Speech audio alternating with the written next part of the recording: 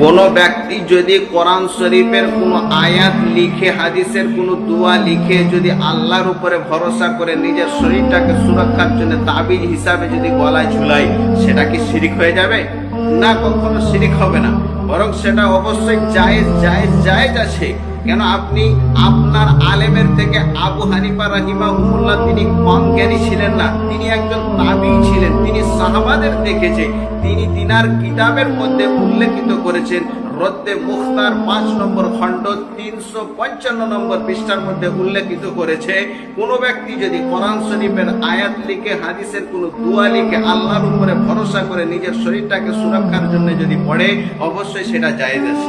আপনি মনে করছেন যে আবু হানিফা রাহিমাহুল্লাহ তিনার দলিল আমরা নেব না, অবশ্যই আপনি চলেন উমর রাদিয়াল্লাহু তাআলা আনহুর দলিলটা দেখেন। তিরমিজি শরীফের 3528 নম্বর হাদিসের মধ্যে উল্লেখিত আছে, উমর রাদিয়াল্লাহু তাআলা আনহু ঘোষণা করেছেন, কোন ব্যক্তি যখন ঘুমের ভারে স্বপ্নের মাধ্যমে যদি ভয় করত, তাহলে উমর রাদিয়াল্লাহু তাআলা আনহু একটি দোয়া লিখতেন, আউযু বিল্লাহি বিকালিমাতিল্লাহি তাম্মা। এই দোয়াটা মুখস্থ করিয়ে দিতেন। যারা মুখস্থ করতে পারতেন না, অবশ্যই তাদেরকে লিখে গলায় ঝুলিয়ে দিতেন সুরক্ষার জন্য, আল্লাহর উপরে ভরসা করে। তাহলে সেটা অবশ্যই জায়েজ আছে। এই হাদিসের দ্বারা দিয়ে আমরা